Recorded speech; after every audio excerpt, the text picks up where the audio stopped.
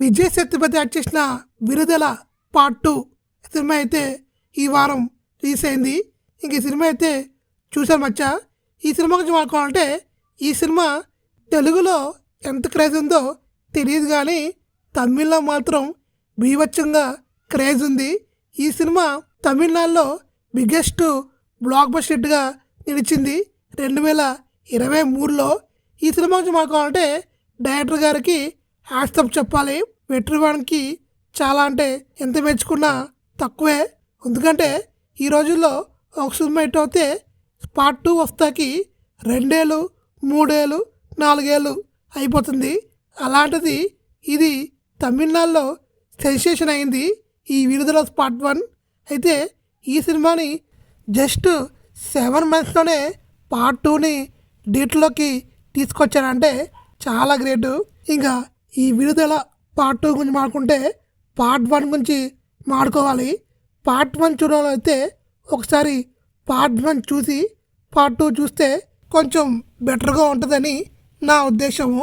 Part 1 ఒక కమెడియన్ని కంప్లీట్గా హీరోగా తన లైఫ్ని చేంజ్ చేసిన సినిమా అని చెప్పుకోవచ్చు. అప్పటి వరకు ఏదో చిన్న చిన్న కామెడీ రోల్స్ చేసుకున్న ఒక క్యారెక్టర్ ఆర్టిస్ట్ని ఈ సినిమా ఒక మినిమం గ్యారంటీ ఉన్న హీరోగా అయితే మార్చింది. సిన్సియర్ పోలీస్ కానిస్టేబుల్గా ఎక్స్ట్రాగా చేశాడు. క్లైమాక్స్ 40 మినిట్స్ కుమరేషన్ వేరే లెవెల్లో యాక్ట్ చేశాడు. ఎలా అయినా పెరుమాని పట్టుకోవాలని చెప్పేసి చాలా సాహసమే చేస్తాడు. మొత్తానికైతే క్లైమాక్స్ ఎండ్లో పెరుమాన్ని పట్టుకొని పోలీసులకైతే అప్పచెప్తాడు. ప్రభుత్వం గోల్డ్ మెడల్ ఇస్తుందేమో అని మొత్తం డిపార్ట్మెంట్ అనుకుంటే సడన్గా డిపార్ట్మెంటు సస్పెండ్ చేస్తుంది. రూల్స్ని దాటి చేసామని చెప్పేసి కుమరేషన్ని సస్పెండ్ చేస్తుంది.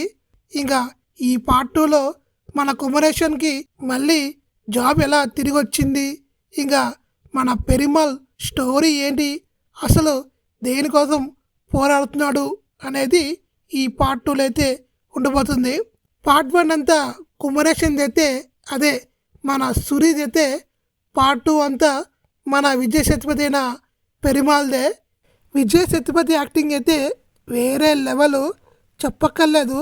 తాను ఏ క్యారెక్టర్ ఇచ్చినా ఏ రోల్ ఇచ్చినా ఆ రోల్లో జీవిస్తాడు. ఈ సినిమాలో కూడా సేమ్ అలానే చాలా బాగా చేశాడు, జీవించాడు. పార్ట్ 1లో ఎంత బాగా చేశాడో పార్ట్ 2లో కూడా దాన్ని ఎక్కడ మిస్ కాకుండా అదే ఫీల్డ్లో యాక్ట్ చేశాడు. విజయ్ సేతుపతి ఫ్లాష్ బ్యాక్ కూడా బాగానే ఉంటుంది. ఇంకా మంజు వారియర్ గురించి చెప్పక్కర్లేదు, తను కూడా గ్రేట్ యాక్ట్రెస్, తను కూడా బాగా చేసింది. ఇంకా మన సూరికి స్క్రీన్ ప్రెజెన్స్ అనేది కొంచెం తక్కువైంది. ఉంటాడు కానీ స్క్రీన్ టైమింగ్ కొంచెం తక్కువగా ఉంది పార్ట్ 1తో పోల్చుకుంటే. ఇంకా మన గౌతమ్ మీనన్ గారు ఇంకా సినిమాలో చాలామంది మెయిన్ రోల్స్ ఉంటాయి. వాళ్ళందరూ పార్ట్ 1లో ఎంత బాగా చేశారో పార్ట్ 2లో కూడా అదే కంటిన్యూ చేశారు. ఇంకా ఈ సినిమాకి బిగ్గెస్ట్ ప్లస్ అంటే మన ఇళయరాజా గారి బ్యాక్గ్రౌండ్ మ్యూజిక్ సాంగ్స్ అనేవి పార్ట్ 1లో చాలా బాగా సక్సెస్ అయింది. అది తమిళ్లో చాలా బాగా వైరల్ అయింది, కానీ ఆ సాంగ్స్ అనేవి పెద్దగా తెలుగులో ఎక్కలేదు. ఇంకా పార్ట్ 1లో తక్కువ జాతి ఆడవాళ్ళని కొంచెం డీగ్రేడ్ చేసి చూపించారు. అదే పార్ట్ 2లో కూడా ఉందా అంటే నేను చెప్పను, మీరు సినిమాకి వెళ్ళి చూడాల్సిందే. ఇంకా ఇలాంటి సోషల్ ఇష్యూ రియాలిటీ సినిమాలు ఇంట్రెస్ట్ ఉంటే కంపల్సరీగా నచ్చుద్ది. ఇలాంటి జానర్స్ నచ్చడానికి మాత్రం జస్ట్ యావరేజ్గా అనిపిస్తుంది. ఇంకా నా రేటింగ్ చెప్పుకోవాలంటే 3/5. ఈ సినిమాని ఈ వీకెండ్లో చూస్తారా లేదా అనేది అది మీ ఇష్టము. నాకైతే జస్ట్ ఓకే.